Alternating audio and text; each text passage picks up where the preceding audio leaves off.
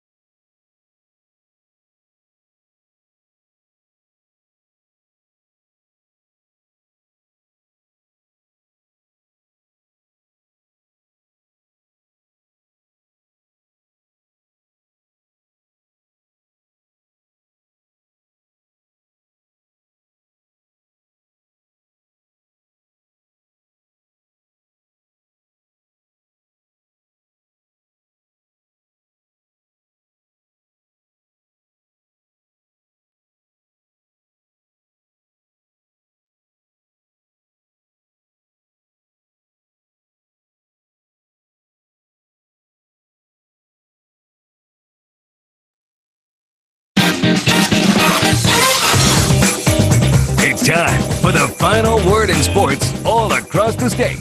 You're listening to Sports Talk with your hosts, Bill Kornbluth, Will Pelagic, and the Professor Tom Hayes. You've been waiting all day, so join the show now by calling 800-956-7266.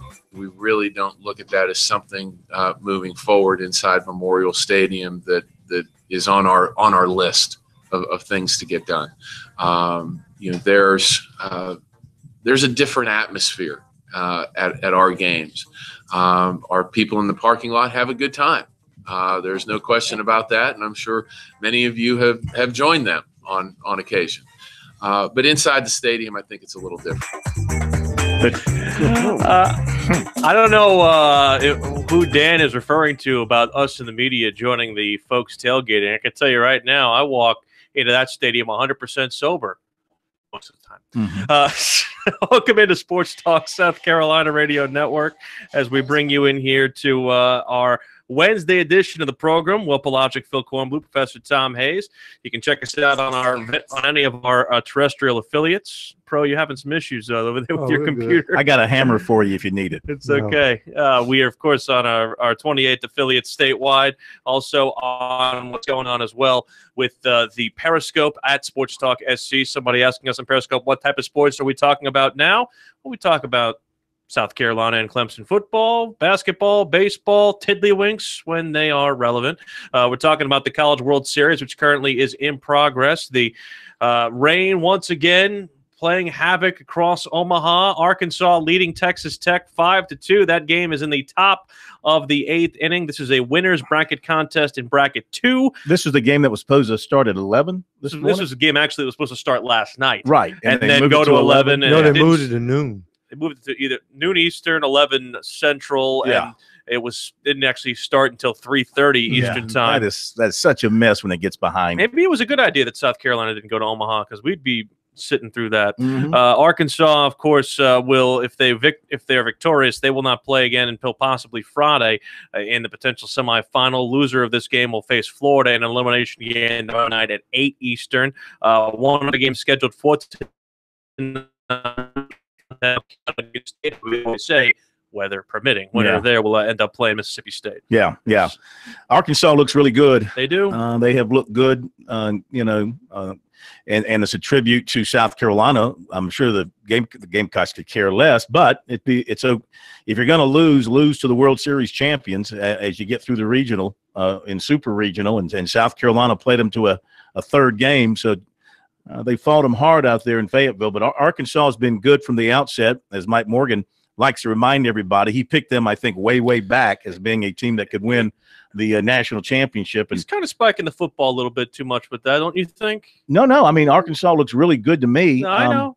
I'm just saying. If they take care of Texas Tech, Mike's got chills. They're going to be sitting pretty from a pitching standpoint. You get a nice break here while the losers bracket situation is figured out until you get to face that team that will have one loss. Then all you need is one more win, and you're into the championship. I mean, if you stay, this is simple to say it, but if you stay on the championship side of the bracket, the winner's side of the bracket, you can get to the championship round with 3 wins and have your pitching in place if you didn't have to burn too much of it to get to that point.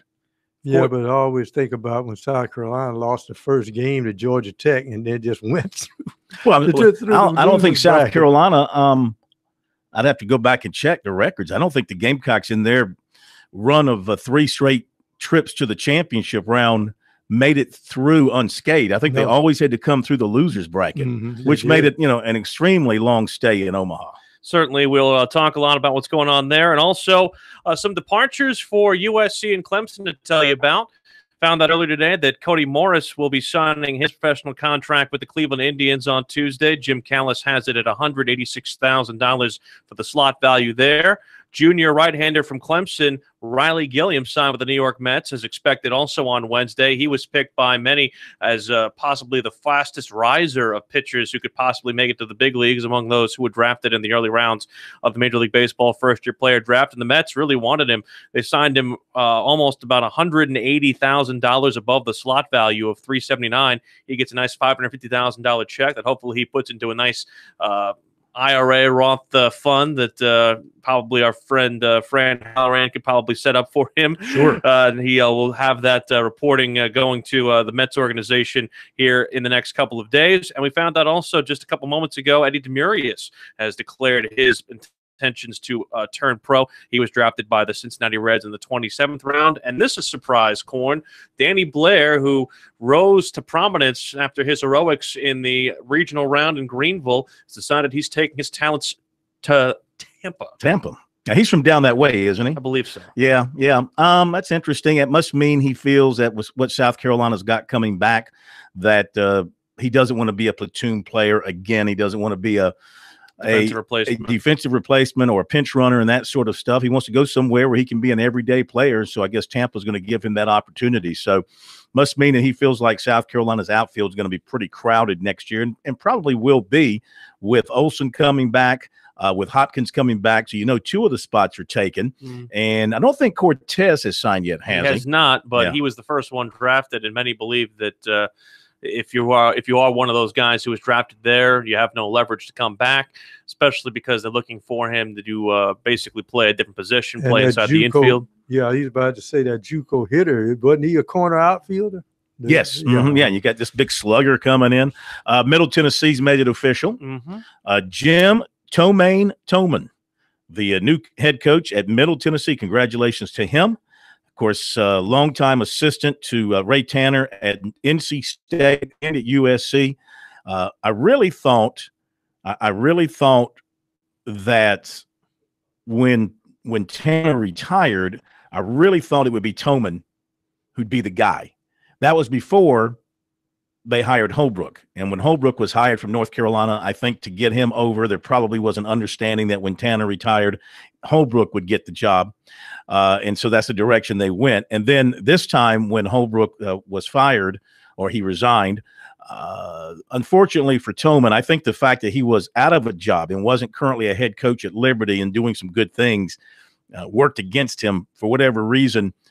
Even though he did sit down and visit with Tanner, he never could really get his foot strongly in the door. Maybe by the time they met, Tanner had his mind made up for Mark Kingston. So it's good that Toman is back. He is a guy that is going to be great with the media there in the Nashville area. He'll be fun to play for if you're a Blue Raider, and he knows baseball inside and out. So I think I don't know what kind of talent he can acquire at Middle Tennessee, but I think from a coaching standpoint and putting a staff together and all of that, he's going to do just fine. I hate to say that a guy got a raw deal, but I think even with all the advantages you have at a place like Liberty, he probably got a bit of a raw deal. And once we found out that he was coming back to college at Charleston Pro, I didn't think that we thought that he'd be there very long.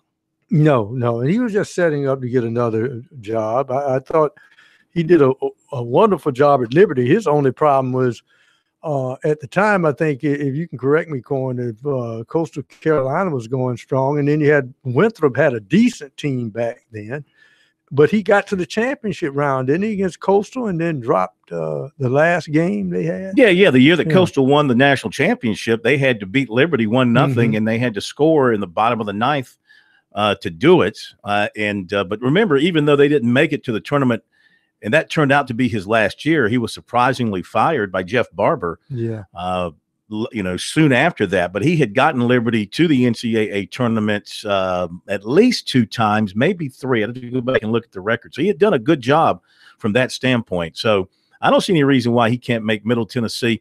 They are in the Conference USA? Yes. Middle Tennessee. So I don't know why they can't become successful, because he'll be able to, attract some players from that part of Tennessee and the JUCOs. He'll probably hit the JUCOs hard and find some people who are looking for a place to go and put a decent ball club on the field. If Tennessee Tech can put together that juggernaut they had this year, he ought to be able to lure some guys about 20 miles from Nashville.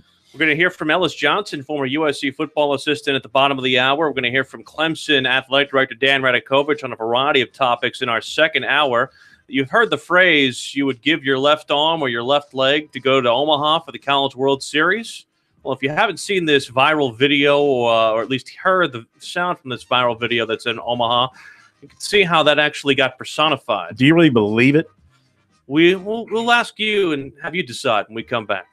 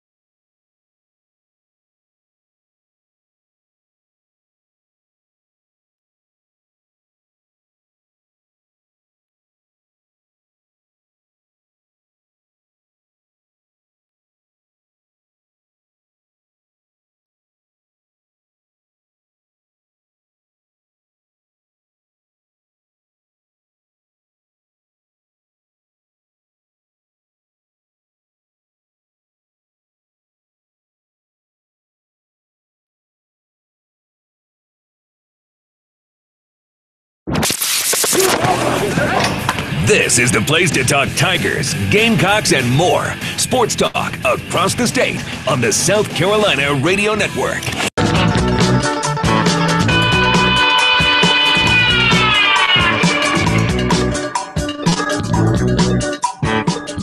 Sports Talk, South Carolina Radio Network. On this Wednesday, we will, of course, shout out the phone number, 800-956-7266, your two-way Sports Talk telephone number here in the Palmetto State. We'll get to this audio from Omaha in just a moment, but I wanted to see the pulse of what's going on in the state. Let's go to Eric, who's calling from Pro's neck of the woods down in Olar. What's going on, Eric? How are you? Hey, how y'all doing? Can you hear me? We can. Go ahead. Yeah, I just want to ask you guys, the Phil's there too. The 2019 recruiting class of the football, Carolina's football. Do you think it'll be the best class ever? Best class ever to this point, huh? Is that the question? Yes, sir. Well, Yes, it depends sir. on what you go by. Do you go by rankings or do you go by who actually gets on the field and eventually plays? No, I mean rankings, like Rivals and ESPN and. Yeah. Probably at the way it is now, if it holds together and there aren't any defections with the people that they can add to it with their final 7 or 8 spots, it's probably going to be the highest ranked or one of the highest ranked classes they've ever had if you go by that. I think at one time under Spurrier, I think they hit as high as number 4 in one of the rankings. You know, I don't really subscribe to the ranking theory. I'd rather see who's there in a couple of years and who actually plays, then go back and see who contributed. That's the best way to tell how a recruiting class turned out. But you want to know the rankings that I subscribe to when it comes to recruiting? I subscribe to how many wins that your team gets in a football season. That's my recruiting ranking, if that makes any sense. Not to sound snide. I will say this. Thank you. Yeah, Appreciate I will it. say this. You didn't care. I think probably potentially it has the best 2 lines of scrimmage I've ever seen in a recruiting class. South Carolina made a lot of hay in getting receivers, skilled people, that sort of thing. But these lines of scrimmage looks like the best I've ever seen in a South Carolina. I will say this, and you can potentially speak to it more from a historic perspective, Corn, than I can. But between Helinski, you're probably signing one of the most hyped players to ever come to South Carolina just from the preamble. Now, I'm not saying he's going to be the best quarterback in South Carolina history or, you know, even maybe in the top 5. You know, it depends on when he gets on the field and what he does when he gets here and how long he stays and, of course, how the team performs. But when it comes to the highly touted guys, this is probably the guy who you basically look at and say, this might be the most highly touted guy in the history that they brought in. You know, listen, Jake Bentley was highly touted. We keep forgetting that Jake was a highly recruited, highly touted quarterback. He just came out a year earlier. So he missed a year of high school football. He missed a year of high school camps and stuff to be further hyped because he came out as a junior. He missed out on the basically the tour, if you will. Well, he could have gone to the Elite 11. He could have done all these things that quarterbacks do to get further hyped, a year of 7-on-7 and all that kind of stuff. He was a pretty heavily recruited, pretty hyped guy. The thing about Helinski that I look at is not all the Twitter back and forth, you know, from him to the fans and all this sort of stuff that they sound like he's going to be the savior of the program, which he doesn't need to come in and be the savior of the program. He needs to come in and just be the best quarterback he can be. But he's passing all the tests along the way. I mean, if you're a California quarterback, and you know I love California quarterbacks. I think California produces probably the best quarterbacks in the country. You look at those who've gone on to the NFL, look at those who've had great college careers. So California quarterbacks, I think, are a cut above. He's got the good size and the arm. He has passed the test to make it to the Elite 11 finals. Tells me that he's got some talent, not just the hype around him that comes with being on Twitter all the time. He's proven himself, and he plays at a high-level program in California against high-level competition, and he's had a great career to this point. And he comes from a quarterback family, of course, having had a brother play quarterback at a Power 5 conference school. So there's a lot to like in that package. There's no reason to think he will come to South Carolina and fail. You know, much like when you talk about Trevor Lawrence, much like when you talked about Deshaun Watson, much like you talk about Jake Bentley. There's no reason to think those guys will come in to fail. But now there's different levels of success. Right. You know, you got to have guys around him. Watson took Clemson to the highest level of success, and he had players around him. We'll see what happens here. Kelly Bryant, Trevor Lawrence. In South Carolina, you know, Jake Bentley has taken South Carolina right now to a certain point. Can he get them to that next point and cement his legacy as one of the all-time great quarterbacks at South Carolina? I will say this about Helinski. This is the first quarterback I've seen South Carolina recruit that the hype wasn't there. It's almost built as he was close to committing, and then it has gone higher. normally the joke around South Carolina fans is as soon as somebody commits, they lose a star. Right. I mean, but this is a guy that's built up. Well, the fact that Southern Cal offered him after seeing him in camp, and the offers he's got from the big time West Coast programs who see him a lot. There isn't a program that didn't want him. It tells me that he's got the goods. Yeah. So we teased this going into the break. This was something that was put out by a television station in Omaha, which is doing a local kind of feature story on the fans that they have descending on there for the College World Series. A Mississippi State fan has told a pretty tall tale on how he got there to the College World Series. I'm going to play it for you and see if you agree. This is from KMTV here in Omaha. We're Mississippi State fans. We're so excited to be here in Omaha at the College World Series. We look forward to this event every year. Even if we're not in it, we love Omaha. We love the hospitality that they show us. We make incredible sacrifices to come here. In 2013, we traveled with about 25,000. This year, we're going to have at least that when we come into the championship game, which we fully expect to do. The sacrifices that we personally made to be here are incredible. My wife's boyfriend sold his prosthetic leg on Craigslist to afford me the opportunity to be here. But they get alone time, and I get a chance to be in Omaha, and my double-wide trailer will turn into a single-wide when I get home. But we got a Fund Me page that I get to go check at the local library on the line. I get to go check that GoFundMe page, and as soon as I get enough money to afford him a new leg at the end of next year, we're going to be right back. I mean, and he said it with a straight face. I've been to Hattiesburg, Mississippi before. I don't believe that one bit, by the way. I believe it was a bit. I could see it, though. I could see it. I could see him not selling a leg, but he's trying to sell some wooden nickels. That's the wood I'm looking at. Well, he went a little deep when he talked about selling the leg, little detail, living in a double wide, coming back to a single wide, got a GoFundMe page started. I saw the guy. I mean, listen, if you want to go by appearances, he didn't look like a guy who needed a GoFundMe page to get to Omaha. No, the GoFundMe page is to get the guy a new leg. Yeah, whatever. to get his wife's boyfriend the new leg. He did it with a straight face. I mean, he wasn't cracking up like he was making a joke. So I don't believe it. So you're telling me he should be ticketed for Juilliard instead of I'll Omaha. say this about Mississippi State, though. They do travel big. Yes. And they come in those trailers and those campers, and there's a special place there near the ballpark where all those people park, and they have a big party. And those people. Well, in the campers, what I'm talking about. Those are the campers, and Mississippi State. And listen, Mississippi State, Arkansas. That's gonna be fun. That's we may be heading to that championship. They're They're on opposite sides of the bracket. Yes, right? So that would be a nice. Boy, I'm sure the country wants to see an all SEC / all SEC West final. Yeah, that's really going to make everybody go. Well, they already had an all SEC football final, so they've had and South they Carolina, had an all Florida. SEC baseball final last year. So this will be 2 years. mean, in a row. Who was it last year? Florida, and who'd they beat? Y'all looking at me? Did they beat? Was it another SEC team? Yeah, it was last year. It was. Florida beat. Now, when South Carolina won their last one, they beat Florida.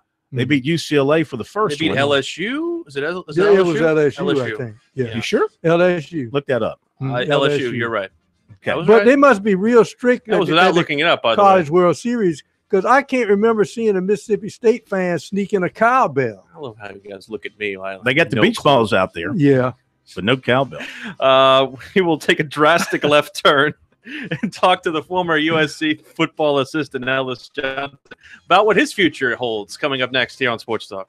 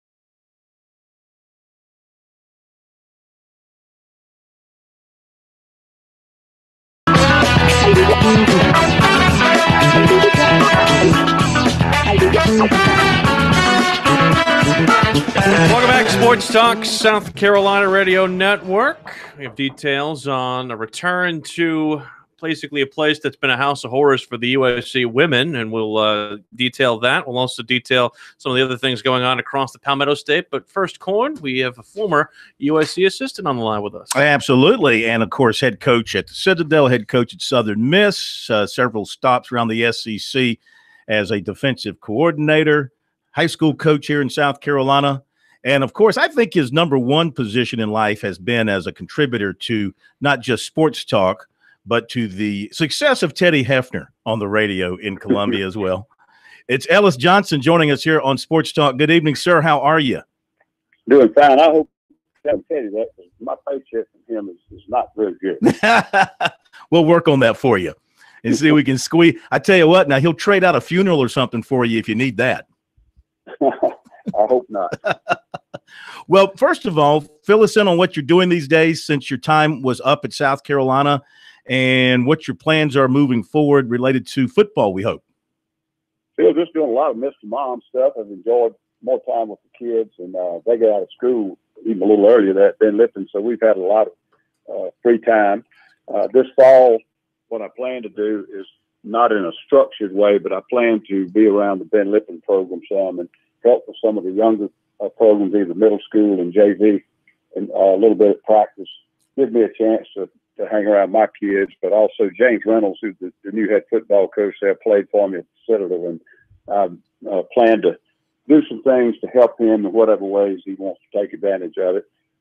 Past that, I really don't know. I plan no physical move in order to work, so obviously it'd be very limited. There are days where I really miss it and want to coach and feel great physically and great health. Been blessed with that. So I would love to coach again, but I'll be honest with you, not in the environment in which I was in. It's something on the pro level or something even below the college level would be something that would interest me, but there's absolutely nothing on the whiteboard right now. Yeah. So you want to be back hands-on on the field, coaching, instructing. I mean, your days of sitting in the dark room breaking down film not interest you anymore. Not particularly. And Will and I discussed this. And, the job description couldn't be adjusted to a point that it satisfied both of us. And he basically just terminated the position. It doesn't exist anymore. And I really enjoyed it the first year more so than the second because it was really fun to work with a new bunch of coaches and a little bit different system. And that's always kind of invigorating when you get to learn different systems and different terminology and some of the ideas and so forth. And I tell you, that group is as good as coaches on the field. The player development side of it and all that is just fantastic. And so I enjoyed some of the time where I was just sitting around listening and occasionally sticking a point in or whatever. But the second year was a little less of that, and so it wasn't quite as exhilarating, if you will. And they're really cracking down on what you can do in game management now. And they say they are every year, but I think they've put in some restrictions now that they're going to really have analysts' hands tied as far as doing things in ball game control. And so that was going to become a thing where maybe it was just a little bit boring to be at the game because they're going to stop some of the things that analysts are doing. Did Steve call you about his new gig in the Alliance of American Football? And if so, is that something you'd be interested in? Well, he has not called me. We talked. In fact, last weekend I flew down to Birmingham with him to a charity event that one of my real close friends from Alabama has been putting on for about 17 years. And Steve was the honored guest this year. And they had an open seat on the plane. So I jumped on and flew down with him. There was a banquet with a silent and live auction. Then they honored him and had a little interview with him with Newhousel emceed it. So it was really, really entertaining. And both of them did a fantastic job with that. And then the next day there was a golf scramble. I didn't play in that, but I went out and saw some old friends that a lot of guys I'd known from over in Auburn, Alabama days. And even some other coaches came in, and guys, Tony Barnhart, just to name a few, Tony Barnhart, Newhousel, Houston Nutt. There was some old friends there. It was a lot of fun to go over there, but we didn't discuss that while we were there. What does interest me about that league, it's going to be almost 100% coaching and no off season. There's no I don't even think they're going to do draft analysis. I think most of that's going to be fed to them by the NFL. I don't know a lot about the league, and we didn't get to talk in detail, but there is a 4-month period where you would be coaching, basically, and it's over. And then you would have, obviously, a tremendous off season. So, yes, it would interest me, but, again, it may be difficult because of location. Well, your infamous laptop, do you still carry it around with all your plays and the videos you've collected over your coaching tenure? Well, I think what kind of got me in hot water. I always take it on vacation to the beach because I really got a lot of work done. I cannot stand to be out in the sun for 3 and 4 and 6 hours a day. My skin just doesn't do well with it.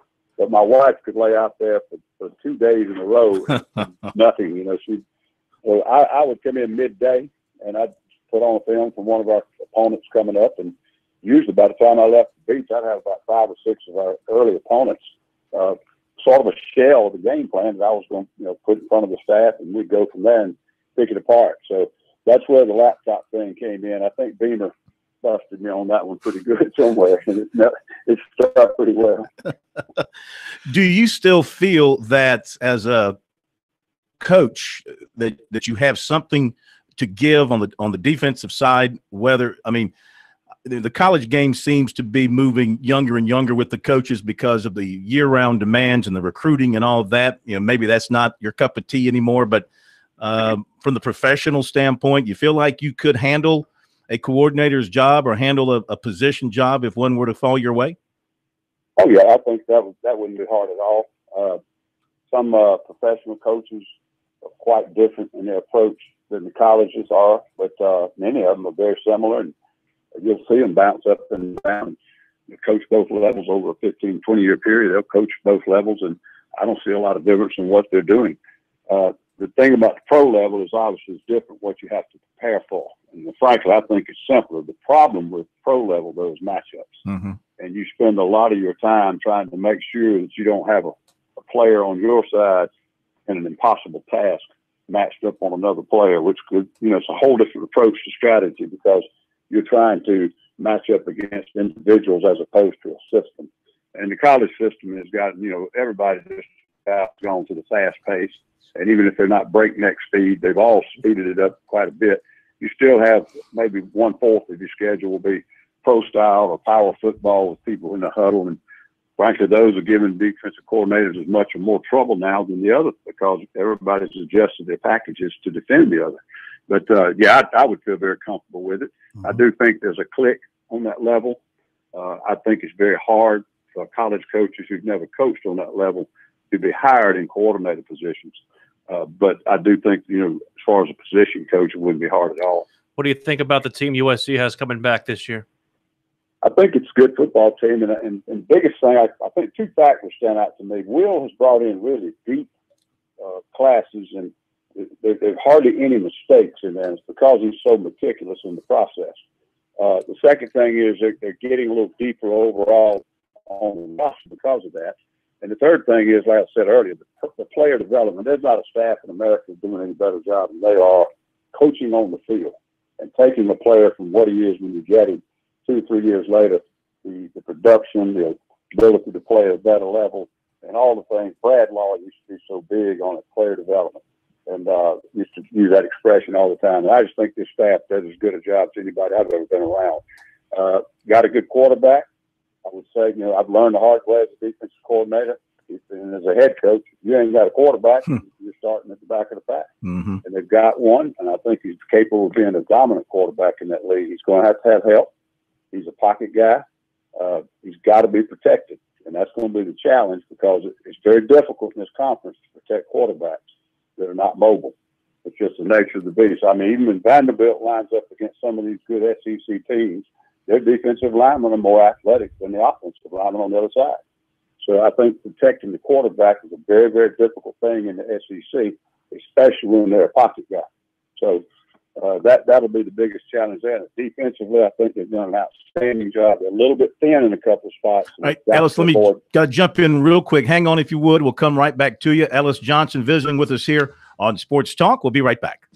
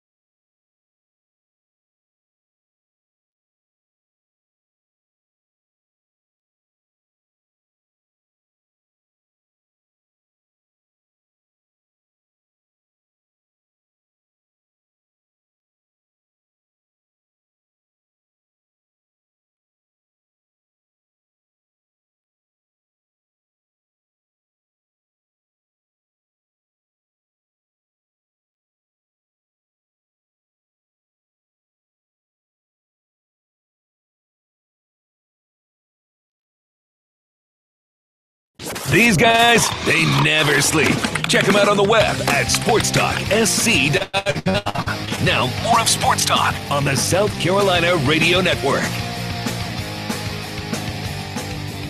Sports Talk, South Carolina Radio Network, brought to you by Founders Federal Credit Union. This is big. For a limited time, Founders Federal Credit Union's 5-year certificate is at its highest rate. Don't miss your chance. Visit foundersfcu.com or visit an office to apply. Ellis Johnson continues. Indeed, we welcome back the former USC defensive coordinator, most recently defensive analyst under Will Muschamp, Ellis Johnson. Teddy Hefner wants me to remind everybody you can hear Ellis with him on Friday mornings on Talking Sports with Teddy and Rick Sanford.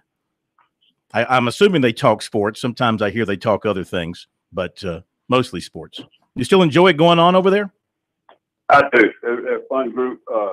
I get to cheat when I'm on with them, Phil. I listen to them while I'm driving down there, so I kind of know what they're talking about. Mm-hmm. And lately, that's been a big advantage because I'm going to be, honestly, I've been a little out of touch and out of the loop on a lot of different things, even at Carolina's program. So I always kind of try to listen to them on the way over and take that last hour with them. So you were talking about the Gamecock defense as we hit the break and wanted you to be able to finish that before we ask you a couple of other things. So what do you think about the defense that you're leaving behind and that they've put together going into this season? I think they've got a chance to be very effective. They've improved themselves in a lot of positions, and the only thing they've got to have some good luck. If they get some DBs hurt in the safety positions, it could be very handicapping, and also in defensive tackle spots. They've got some good first-team players, but the depth is very questionable, and they've got to stay healthy right there, and I think they can be really good. Of course, everybody likes to talk, Coach, about where things are in relation to both the big programs in the state between South Carolina and Clemson. Do you believe that the gap is lengthening or shortening? Where do you see these two programs when you stack them up against each other? Yeah, I think it's obviously closing, and the reason because Carolina's been improved under Will, and he's gone from taking a 3-8 team in 2 years. He's won a New Year's Day Bowl. But Clemson is on such a hot streak right now and such a roll, and it's just not a bump on the radar. It's continual because Dabo continues to recruit well every year. And they're going to be in contention every year. But you've heard the old expression of rising tide lifts all boats, and it's kind of the same thing. Their improvement up there and their dominance has made Carolina have to wake up and start trying to, match it up. So I don't think those two teams are even close to being equal right now on paper. But I think the gap's closing, and I think that, as soon as the first time Carolina beats them on the field, it'll kind of tone it down a little bit. But you have to give the staff and Dabo really a lot of credit up at Clemson for how they stabilized it, then they built it, and now they've got it where it's just continually going to be a powerful program. They had a really good luck with the draft this year. Guys elected not to leave early. I mean, that was a huge help for them, and I think it makes them probably one of the teams not only in the conference, but obviously one of the teams in the country that has to be looked at as a possible contender for the championship. You have to throw Deshaun Watson and Connor Shaw in the equation, but is it somewhat of an oversimplification to say that when you look at these streaks, South Carolina winning 5 in a row, Clemson winning the last 4, seems to me, Ellis, that the team with the best defensive line looks like they're dominant? Well, that's a big factor, and it kind of goes back to what I told you a little earlier. It is very, very difficult for college offensive lines to protect quarterbacks nowadays. The athletes on the other side are just far superior. And the passing games are not as sophisticated as far as in the protection schemes because everybody wants to go fast. And when you go fast, well, you're not sound in your pass protections. You could have a good play, you could have a bad play because the other team happens to have on the right call. Quarterback's probably not protected. So I think that a lot of the things that have come about with the fast-paced offenses, they're trying to negate having to overpower these big defensive lines and powerful defensive lines. Ellis Johnson, our guest here on Sports Talk. Before we let you go, describe, and I know you had different roles. You were much bigger part of things coaching-wise, recruiting-wise under Steve Spurrier than you were under Will Muschamp, but describe what it was like when you think back to your days under Spurrier and your days being in and around Will Muschamp, kind of compare and contrast the two from where you sat for each respectively. Well, you're talking about a young and not established, but a very well respected, but a young coach who's I think, obviously is a product of Coach Saban to a large degree. And there's a lot of off-season procedures and processes to do with recruiting and other structural things. He likes a bigger staff. He likes a bigger support staff. And he keeps it extremely organized and very effectively the way they work together and so forth. But I think that his approach has been more of a hands-on executive approach and has his hands in every aspect of the program to some degree, to include recruiting, off-season training, et cetera. And Coach Spurrier was a guy, when he hired you, he told you what you better be responsible for, and you need to do the job. And if you couldn't do the job, he'd get somebody else. He didn't like a lot of people around the office. I think he felt like the more moving parts you had, the easier it is for things to get off track. Unbelievable offensive mind. And I don't think people understand. And the genius of his success is his simplicity. I mean, he sees things and so simply that other people get hung up on and cannot, get to the bottom of. And Coach gets it just like that. I always felt like coaching against him, you had to stay a couple of plays ahead of him, because if you had something successful, you better not do it again, because it wasn't going to take him halftime adjustment to come back to it. He's going to get you. He's going to get you in that series. So you better stay ahead of him, or you're in trouble. Do you think that new league is tailor-made for him? Well, I don't know, because I don't know much about the league. I do think that he is just like me. He is excited and enthused about the coaching aspect and handling the players and relationships. But the other stuff in the off-season has gotten almost out of hand. And it really is. There's no off-season in major college football anymore. None. And so I think that what he's excited about is getting to coach ball, knowing that right now he's past all the other stuff that goes along with major college games. But they're putting in some rules in this league, trying to kind of get a little more tempo and some other things, seeing if it would work for the NFL. They're going to have some rules about kickoffs and other things.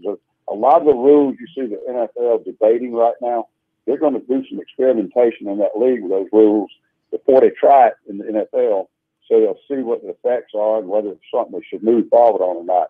And I think sometimes that can kind of, for lack of a better expression, it can kind of clown up the league if you're not careful. They're going to have a clock. They're going to have a 30-second clock. Well, how can you run a pro-style offense with a 30-second clock? We'll find out. I think a lot of guys are going to run college-style offense. So the other thing, I think that they're getting some pressure from the NFL. I don't know this for sure, to hire coaches who have been working in the NFL and are out of jobs right now. And I don't know if that'd be Steve's cup of tea. He doesn't want to be told who to hire. So that may not even be accurate, but I've heard that. So, listen, we thank you for being with us tonight, and good luck at Ben Lippen. That's a bonus for them. We'll be keeping a close watch on that, and we'll steal you away from Teddy from time to time to join us here on Sports Talk to dig into your wealth of knowledge. And we always appreciate you joining us here on Sports Talk, as you have many times over the years. Well, thank you, Phil. It's always a lot of fun. I appreciate you having me on. Good hearing from you. what kind of an asset is that? If you're Ben Lippen, yeah, can you imagine? That's what I'm saying. Can you imagine? Like getting the defense right and getting everybody in place the right way. We had a guy who coached us when I was in high school. Played on the Super Bowl champion Buffalo Bills. He was the guy who lined up next to Bruce Smith, who you didn't know. I mean, that guy is a guy who will automatically command respect in the room, just automatically before you even hear him say anything. You pay attention to that guy. Listen, Ellis, the thing I've always liked about Ellis is that he is football. I mean, his personal life aside with the family and all that, when it comes to professional stuff, he is a football man's football man. Like you heard him say with the laptop at the beach, he lives, eats, and breathes football. The foot gridiron is his chessboard. Yeah. Yeah. And I mean, no, unfortunately for him, he had the bad experience at Southern Miss for the 1 year there, and it kind of stained the end of his college coaching days, I think, to some degree. Corn's recruiting report. Clemson Athletic Director Dan Radakovich. We'll hear some stuff from him when we come back. It's also an SC Wild Night, so we'll talk about that in our second half hour. Okay.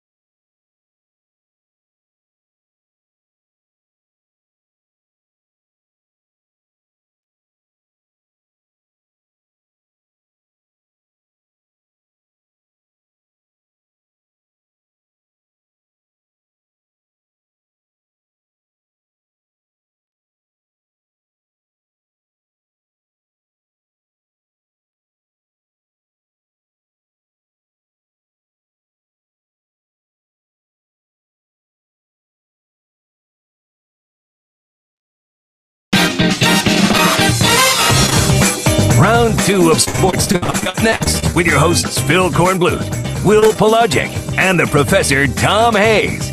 Don't leave us hanging. Join the show, 800-956-7266. Welcome back, Sports Talk South Carolina Radio Network. Hour 2 of what's going on here with you in the Palmetto State. Will Pelagic, Phil Kornblut, Professor Tom Hayes here with you. It is a final. Arkansas has beaten Texas Tech 7-4. Red Raiders gave the Razorbacks a little bit of sweat there at the end, but instead it will be the Red Raiders and Florida in the elimination game coming up tomorrow night at 8.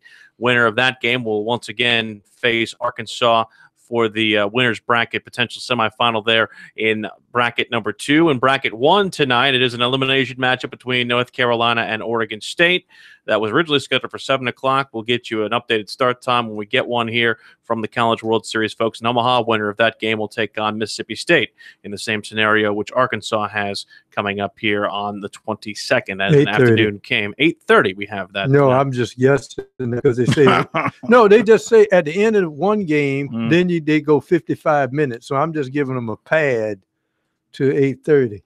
That's what I feel. Well, you know, it all also comes down to television too because of that. So we'll see. Yeah, ESPN's got to do at least an hour, 90 minutes to preview the NBA draft. And certainly so. First 4 picks for tomorrow night, the only ones that matter. Dan Radakovich, Clemson athletic director, spoke to the media today. We'll give you some portions of that. But first, Phil Kornblut has his recruiting report for the evening. Indeed, Phil does. I am now moving forward going to refer to myself in third person, like Herschel. That's pretty bad. So here's Phil with the recruiting report. Commence. Yeah. A couple of guys that look good for Clemson and South Carolina, respectively. Defensive end Logan Cash, 6'3", 255, Winder, Georgia. Money. Yeah. Have a lot of fun with that name. Anyway, he grew up a Georgia fan, but they haven't offered, he said, because they don't know if he's going to be a defensive end. They haven't offered because they haven't made a deposit to him yet. Okay. Enough of that with recruiting. I'm trying to keep my recruiting above board. Anyway, they don't know if he's going to be a defensive end, and they've already, I think, gotten their outside linebacker, so they're not sure about him. So they haven't offered. Georgia was the team he followed and rooted for growing up. That being said, you know, he's moved on, and, of course, he's been to Clemson. He's been to Clemson a few times. And he's loved it. He loves the facilities. He was just there recently during the camp season. He's also been to Auburn and to Georgia. Clemson has told him that they've got a spot for him, a defensive end, or they can play him inside. They're not afraid to move him around. So there's definitely a place for him there. Tomorrow he plans to visit Georgia Tech, and he might take an official to Ohio State at some point. He does plan to return to Clemson for the all-in cookout with his mom and grandfather in late July. He said Clemson's up there, definitely top 3 with Ohio State and Miami. He said if there's a leader, it's Clemson. Ohio State is second. I definitely want to commit by the end of summer or if not before. And he said he might commit to Clemson at the cookout next month. He said it might be sooner than that even. Some other offers are Michigan State, Virginia Tech, NC State, Georgia Tech, Duke, Ohio State, Washington, West Virginia. He said he led the state of Georgia in sacks last season with 23.5, 101 tackles he had, and 40 tackles for loss. He says everybody compares him to David Pollock, which is a nice comparison if you're a defensive end out of Georgia. Defensive back Jadon Hill of Madison, Alabama, was back at USC over the weekend for an unofficial visit and a camp session, second visit in less than 3 months with the Gamecocks. Prior to the visit, he had the Gamecocks in Tennessee 50-50. That's changed since the visit. He said, quote, South Carolina is definitely one of the higher choices, if not number one. Right now, it probably would be South Carolina as my number one. They are kind of sliding up on top, really, end quote. He is pretty sure he's going to visit Tennessee this weekend, but they'll have to do a lot to impress him more than USC did. He said the coaches showed him a lot of love. It was a great visit. The whole weekend went great. He participated in drills on Saturday in front of Will Musk champion Travaris Robinson, and both of them were in his ear about needing him and that he can play anywhere in the secondary, and he really likes both coaches, and they continue to recruit him hard. He will visit Florida next month. He also wants to visit Michigan and Texas A&M before a decision, which he has said would come likely in August. By the way, keep in mind, a dead period begins on the 25th. Can I get a hallelujah? Amen. Yeah, a hallelujah for that on the 25th of June, and it stays dead until July 24th. So I got no problems with that. Place kicker Patrick Nations, I meant to mention this last night. Walhalla committed to East Carolina. USC and Clemson evaluated him. Neither offered, and he commits to East Carolina. Wide receiver Tavian Robinson of Virginia Beach, Virginia, who has USC in his top 6, has some news for Sunday. I don't know what. He's got some news. Linebacker Micaiah Tongue of Baton Rouge, who has Clemson in his top 10, will release a top 3 soon. Don't you hate Twitter tease? I mean, seriously. Mm-hmm. I think Twitter tease should be outlawed. Mm-hmm. Basketball. Clemson offered Clemson. Basketball. Kansas offered Josiah James of Porter-Gaud. Another big one for him. Big. USC target 6'7" A.J. Lawson is at his official visit to Tulane today, coming off a visit to Creighton. He was at USC last month. And in baseball, Clemson landed a commitment from 2021 left-handed pitcher Rocco Reed of Greenville, as tweeted out last night by Diamond Prospects. That's recruiting here on Sports Talk. Remember to check it out on our website, SportsTalkSC.com, and on Twitter, use the hashtag STRecruiting. Here's Dan Radakovich, Clemson AD, on the Brad Brownell extension and other things. We're very, very close to having that done and being then prepared to take to our Board of Trustees for their ratification and approval. The bones of the basketball program, led by Coach Brownell, were so strong. And I look at part of our job, whether it's Graham's or Joe's or anyone here in the athletic administration, our job is to give our coaches and our student athletes the resources that they need to be successful. And then we evaluate that. And in my conversations with Coach Brownell, there were a few things that we thought we should be able to do to help him become more successful. And I think we did those things, and not only from the facility perspective, which we had done a year before that, but just some key personnel that needed to be added in to help create a greater communication and camaraderie. And I also don't think that we should leave out the fact that they had gone on a foreign tour in August. And I think that really has helped in many cases create a real positive chemistry within the program. In April last year, you guys renewed him or something? No, I don't know that there's any reason why it's taken longer. I think it was just, he was after the basketball season, there was a little downtime for him. Then there was some recruiting, there were some personnel things that they needed to do from a player perspective, and bringing in the couple of transfers that they had worked on. So that was really taking up a whole lot of time. But there was never felt to be any real issue in waiting until the time that we have in front of us now, the July Board of Trustees meeting. Dan, spending the last few years on the College Football Playoff Committee, how rewarding was that for you? How much wisdom did you gain from a scheduling standpoint? And how challenging was that from a time management standpoint? Are you looking forward to a season without that? Yes, I am really looking forward to not having to fly to Dallas 6 times in a row in the fall.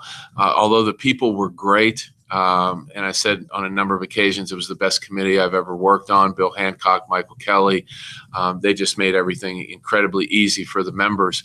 I think that scheduling is important, and while most of our football schedule is done until around the 23-24 time period, we're looking forward to solidifying some games. We're having some discussions with some teams at this point in time into the latter part of the 2020s, and it is important that we continue to play a very good Power 5 team, because I think our philosophy is pretty easy. We're going to play an in-state FCS and we'll continue to do that.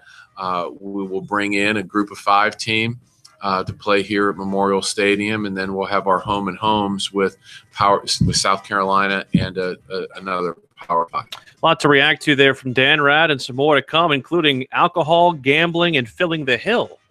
And we're expecting to have Dan Rad with us live tomorrow night at 7:05 on Sports Talk, South Carolina Radio Network.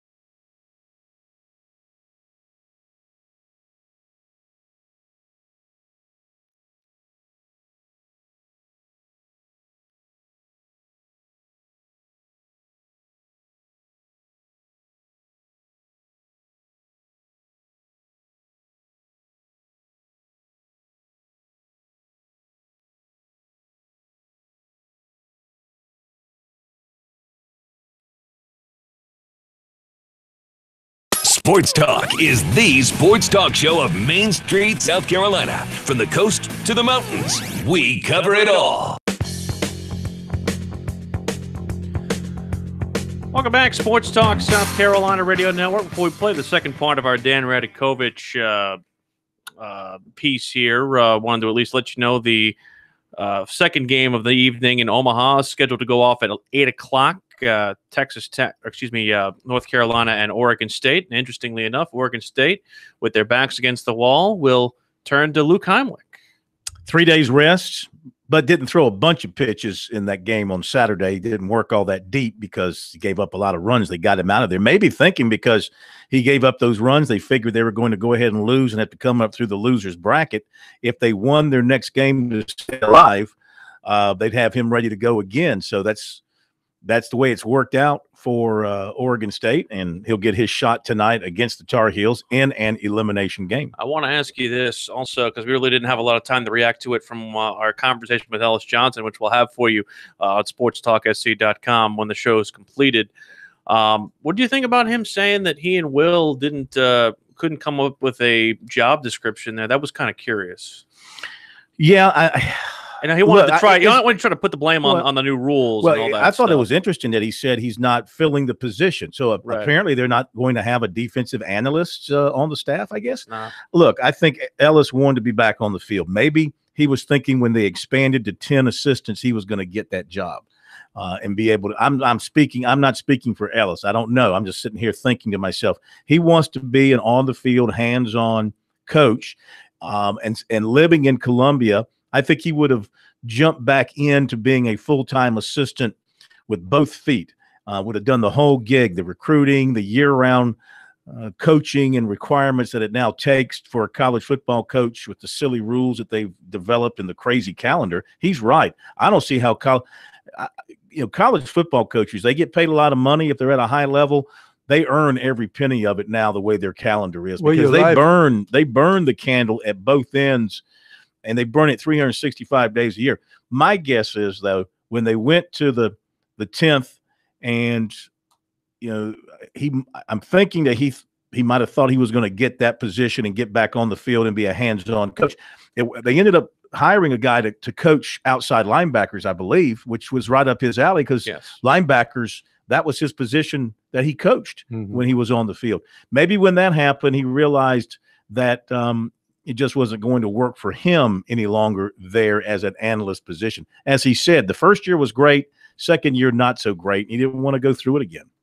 But didn't he hire another analyst? There were two analysts on the staff. Wasn't Kyle Krantz an analyst also before he was bumped up to? I think he was. Assistant? Yeah. So he went with the young. I'm not saying it came. I don't know how it came down. I mean, I don't know if it was between Ellis and Krantz or whatever the case may be, but obviously he went with a younger guy. And he at least said some very nice things about the program, which means at least they left on the most positive of terms. Well, he's not burning any bridges or anything like that. Clemson Athletic Director Dan Radakovich, you heard his comments before. He was asked about the en vogue topic about alcohol inside the stadiums, at least outside the premium seating levels. I think it's as unique as a snowflake at each individual institution. I don't foresee that as being a huge it hasn't been a huge topic here because we really don't look at that as something moving forward inside Memorial Stadium that is on our list of things to get done. There's a different atmosphere at our games. Our people in the parking lot have a good time. There's no question about that, and I'm sure many of you have joined them on occasion. But inside the stadium, I think it's a little different.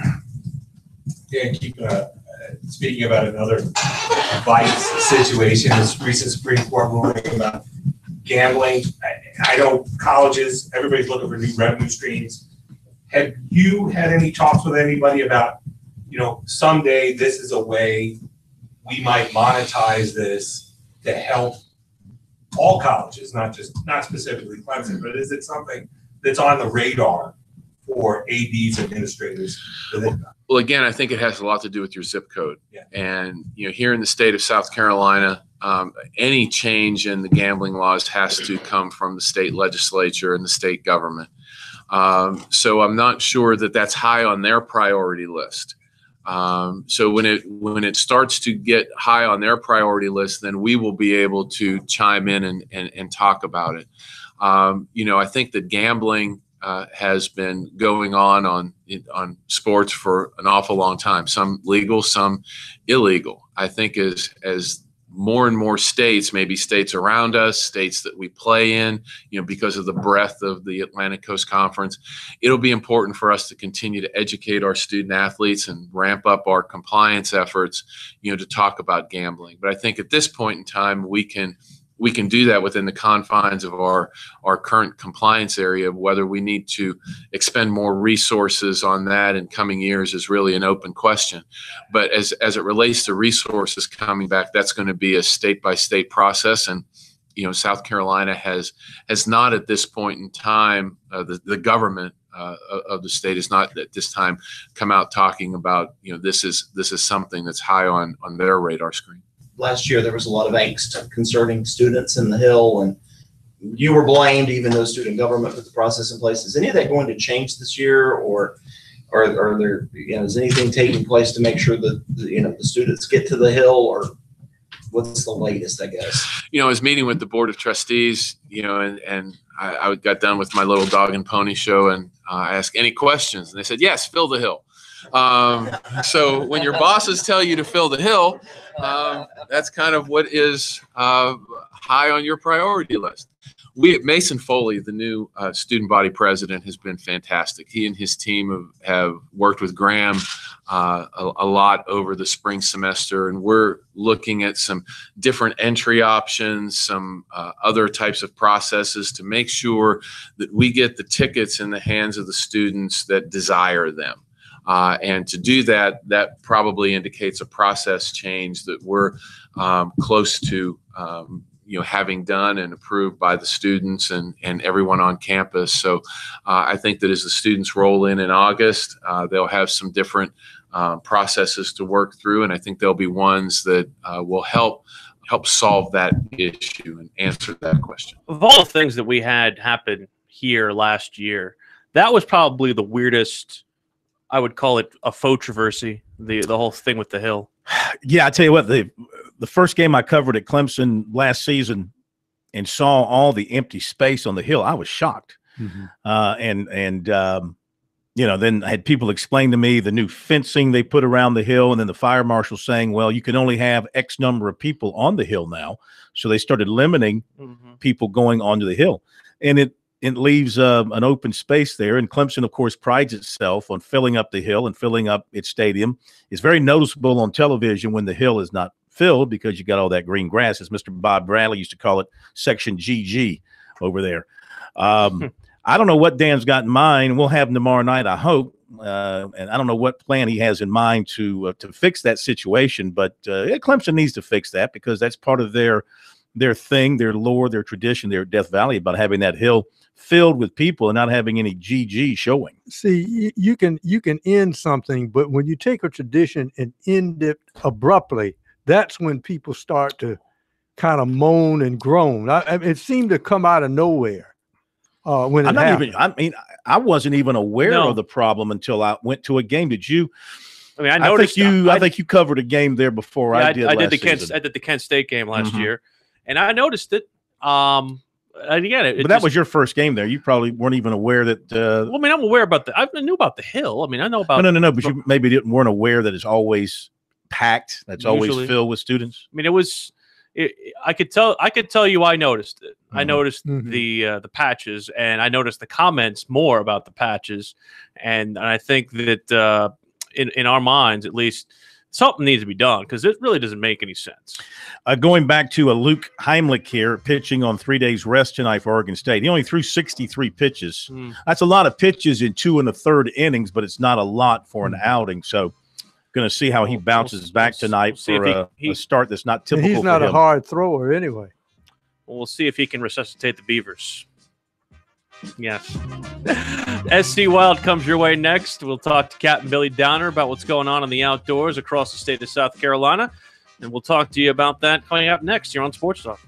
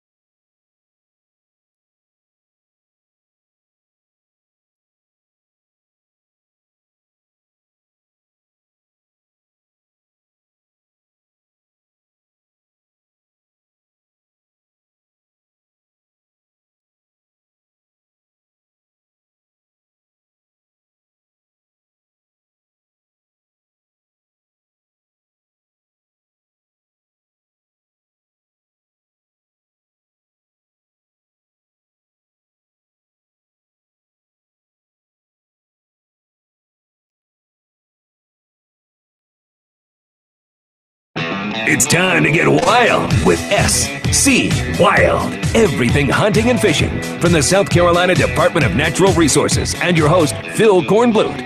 SC Wild on Sports Talk on the South Carolina Radio Network.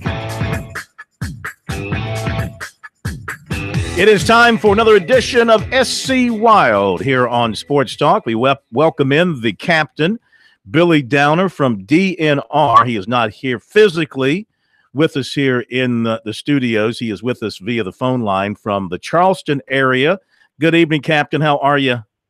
Good evening, sir. I apologize again. I called out to a board meeting and could not make the radio show tonight, but we've got some really neat stuff to talk about tonight. So. Well, do they not realize just how important you are to the people of the state of South Carolina on these Wednesday nights? Obviously not. We're going to get better. I know that Will and we've got something planned for July. I think. Yes. Pretty cool. So we got about a 2-hour special. Yes, I'll be stepping in for Phil Kornblum. It'll be a very interesting program in advance of the 4th of July holiday. Will you be doing a great outdoor recruiting report? Maybe talking about we're going to be doing sports. Oh no, we're going to be doing. Well, that's sports. I'm talking about sports. You know, I'm talking about sports. Hey, I was the great outdoors. I was down on the coast, the northern part of the state there, Captain, and I saw the red flags whipping some rough surf out there. Yeah, it's been some windy conditions a little bit, but it has been calmer on the weekends. The Billfish tournament has already begun here. The Carolina. It's the Carolina Billfish tournament is going on. The third leg begins. We'll talk about that before we leave the show today. But so there have been some Billfish tournaments going on offshore. When they go billfishing, they're going 40, 50, 60 miles off for those billfish. And they've been doing pretty well with it. So it hasn't been too bad the weekends, I guess. All right. So the first thing you want to talk about is redfish and a new change in the law related to redfish here in South Carolina. Absolutely. The redfish, otherwise known as the red drum or the spot-tail bass, a very popular sport fish inshore in South Carolina. Saltwater fish, of course, very popular all up and down our coastline. Folks love to fish for redfish, large and small, but there is a new catch limit in place that will go into effect on July 1st. So wanted to get that information out there, talk about that probably most of the show tonight a little bit, just to give some background. For so many times the laws come about and changes happen and people don't feel like they get informed. So we don't want to take a moment on the show to talk about the redfish, why we have made a change on the catch limit, where the change came from and what it is. So real quick, the new catch limit allows 2 fish per person per day. It was previously 3 per person per day, but now it's been reduced to 2 fish per person per day. And now there's a boat limit established of no more than 6 fish per boat.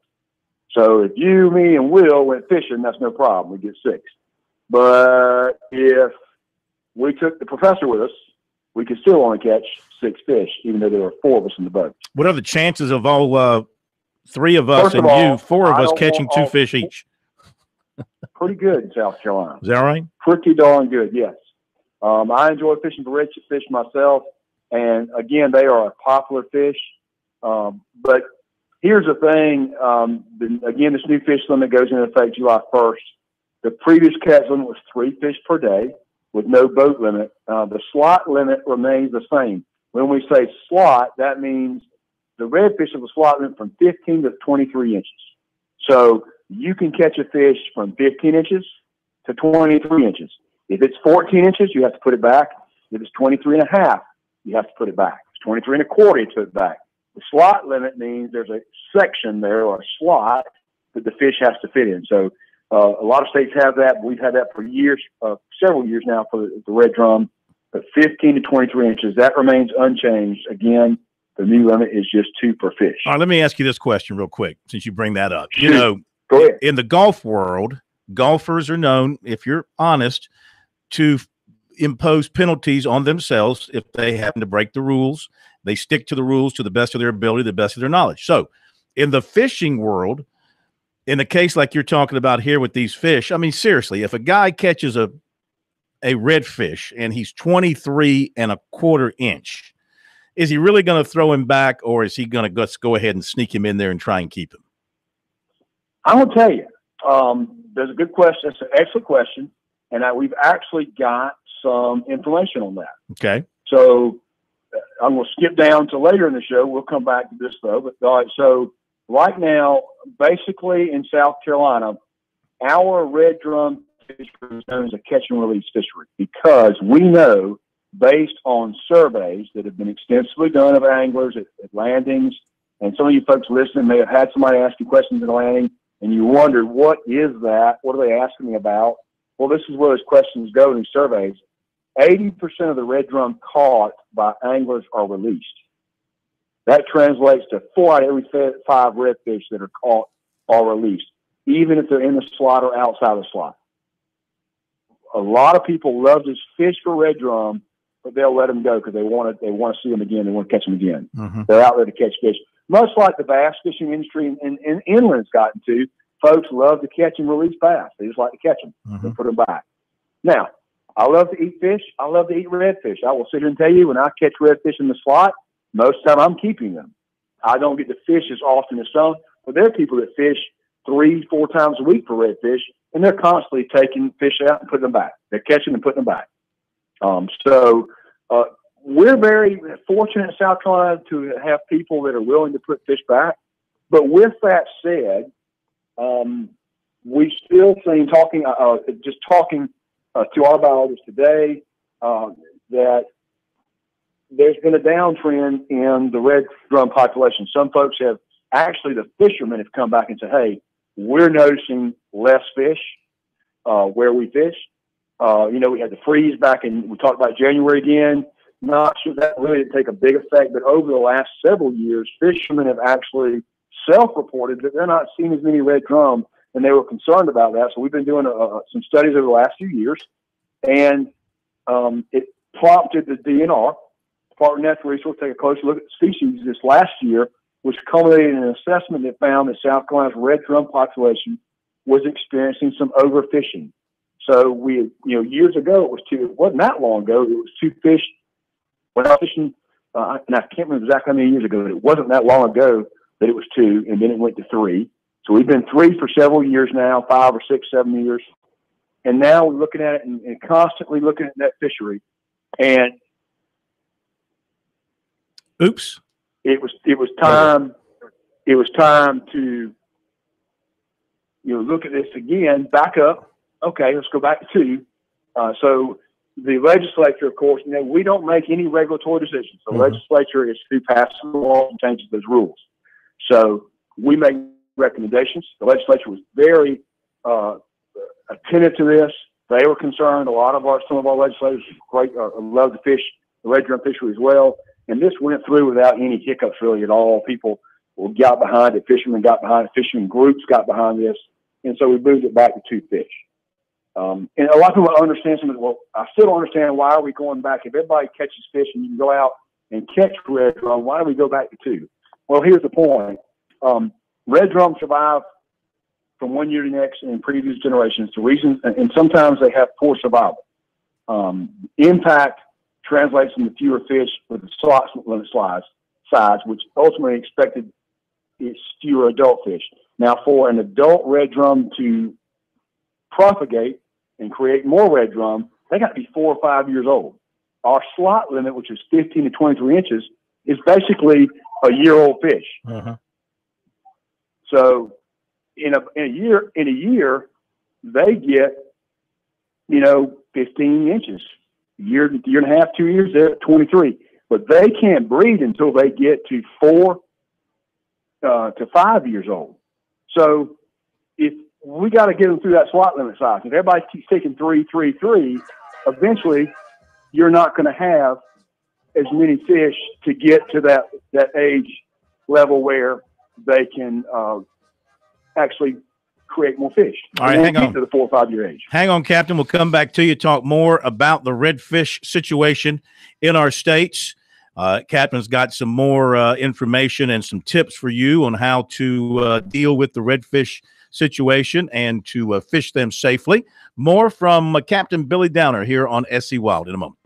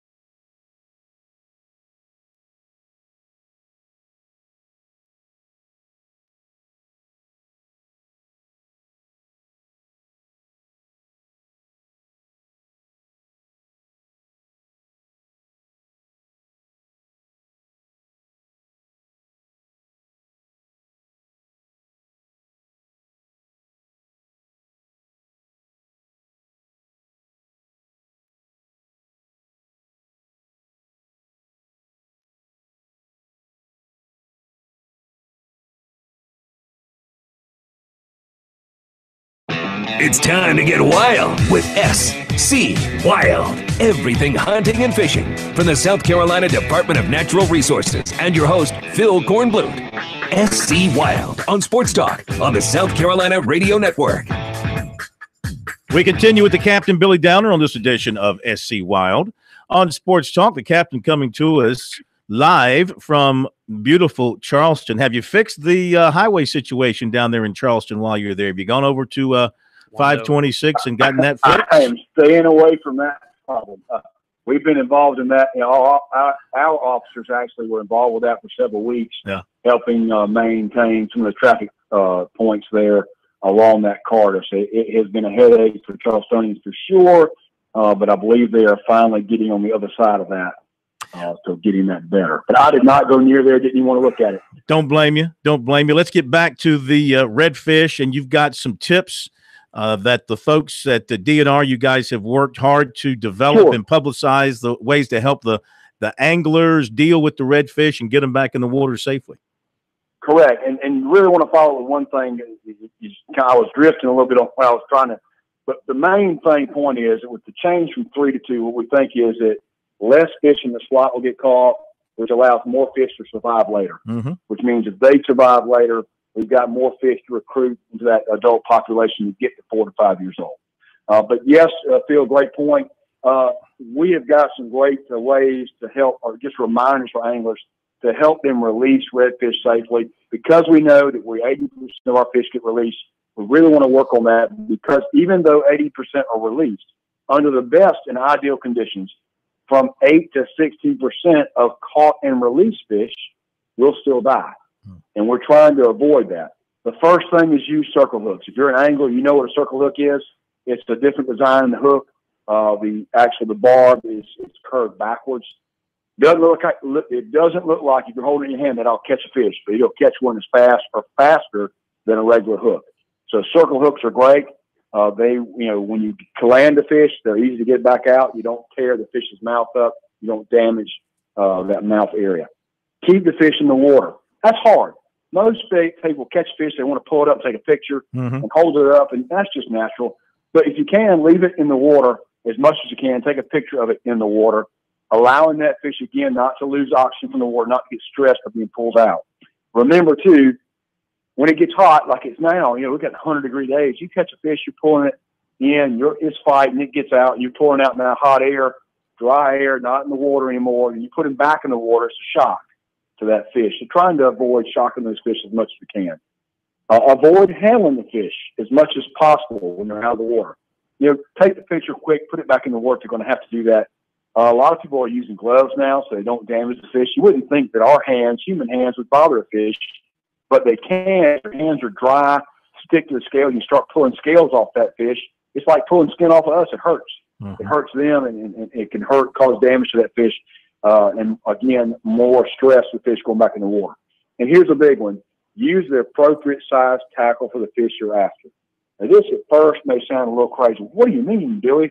Put the right size tackle. Well, if you're going after big redfish, the ones that are outside the slot limit, because there's a lot of people that like to sport fish, to catch that 30-inch plus redfish out there, take a big tackle with you. Don't do it with light line. Use heavy line. Use a heavy tackle so you're not having to fight that fish too long when you catch him. Yes, it's fun to fight a fish with smaller tackle, and you've got to work that fish, and it may take you 15, 20 minutes to land him. But remember, again, hot temperatures, hot water, that's 15, 20 minutes that fish is having to fight and stressing before he gets to the boat. Then you're taking him out, taking a picture, then you're putting him back. All those things can lead to mortality in fish. So we're trying to remind folks, use big tackle for big fish. You can use the smaller tackle on the smaller fish, but if you're really going after the big fish, try to use the big tackle. That's the difference. And again, it's a simple concept, but people just don't think about it a lot of times. But again, remember, this new law, 2 fish per fisherman, 6 per boat, goes into effect on July the 1st. So we've still got a few days, another week of the 3 fish limit. But on July 1st, it goes to 2 fish. You make me feel kind of sad for the redfish. Well, I mean, they're beautiful fish. They are absolutely awesome to catch, a lot of fun. But we're trying to help that population continue so we can continue to fish. My grandchildren can fish for those fish in years to come. That's the point. Gotcha. All right. So and yeah, I'll quote some on this. Yeah. You fish for today and you fish for tomorrow. Mm-hmm. That makes you sense. Do both things. You fish for today and keep in mind you're fishing for tomorrow as well. All right. Let's talk about the always big and popular Carolina Billfish Tournament out at the Charleston Marina this week. Absolutely. It's the Carolina Billfish Tournament. We've already had the first two legs of 5. The third leg is this weekend in Charleston. So, folks, if you haven't gone out to the Carolina Billfish Tournament, this weekend is a great chance to go to the Charleston Marina. It's the third leg again. This is also the 30th year of the tournament series. The involvement of boats in the series has gone back up. Of course, we had a downtrend during the recession time of folks participating in that tournament, but they've gotten back up, got a lot of boats involved.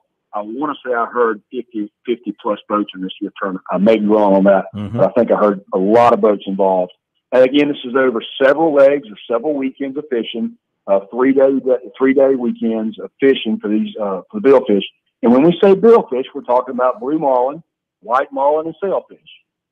Now, in the early days, when people used to go bill fishing, most of the fish that were caught, these billfish were caught, they were killed. They were brought back for food. Again, talking about catch and release, now less than 1% of the billfish that are landed are actually killed at all.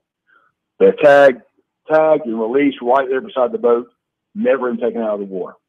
So our billfish folks have really taken a hold of that concept of catch and release. So it's been a big part for that. Again, fishing for today, fishing for tomorrow. But the weigh-in for this weekend will be Thursday, Friday, and Saturday at 5 p.m., and that's going to be at Patriots Point, at Charleston Marina there at Patriots Point. Again, in the weigh-in, it's going to be your smaller fish, your dolphin, things like that that people actually bring in. They'll be weighing in for those as well. What kind of sizes you expect in there, Billy? I don't know.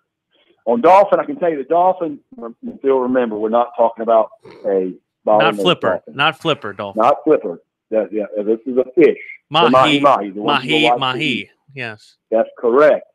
Beautiful fish. That fish bite has been on for the last probably month and a half. It slowed down this past weekend, so I don't know how many they'll catch this weekend. But, of course, they're fishing in the same areas as you feel when you're fishing for billfish. The billfish start coming into where the dolphin had been. Sometimes the dolphin will move inshore closer, but they're fishing offshore 50, 60 miles off for these billfish. And sometimes the area where they're fishing is going to be the area where dolphin, wahoo, and other things are. So they'll bring those fish back in and weigh them as well and do some little competition among that for folks as well. So a lot of things to look at. Necessarily not going to be a billfish to look at, but there'll be some great pictures. And, of course, the guys with those boats love to fly the billfish flag when they've caught one. So watching those boats come in, you can tell they've actually caught one because they'll be flying their flag on top of the mast. Great stuff on the redfish and the billfish as some redfish, man. Things heat up, along the coast with the fishing. And, of course, up and down the coast, you got people dropping lines in everywhere. So be on the lookout for those lines. I'm always, when I'm walking down the strand there, I'm always on the lookout for beach fishermen with their hooks in the water and their poles stuck back about 15, 20 feet, and you're walking into their fishing line. Well, that brings up a good point. Mm-hmm. Talking about ethics. And I think about it all the time. You're sitting out there swimming in the water, somebody throws a rod out there next to you, you start wondering, okay, what's coming into that rod? Yep. But, look around you when you're fishing, make sure fishing from the beach can be a lot of fun, but watch out for folks walking and watch out for folks swimming and fish away from those folks as best you can. Great idea. Remember, ethics help us continue to fish in the future. Hey, hit up Hall's Chop House while you're down there. We'll do it. And send the bill to your state government DNR agency. I'm heading there. Oh, yeah, right. I'm heading there in a week from Saturday. I bet you are. Thank you, Captain. Thank you. We'll see you. Good talking to you. As we drown out ourselves here with our music blasting in the final seconds. Brian, it's still June. It's still June. It is. We're almost through it. That'll do it. We'll talk to you tomorrow on Sports Talk.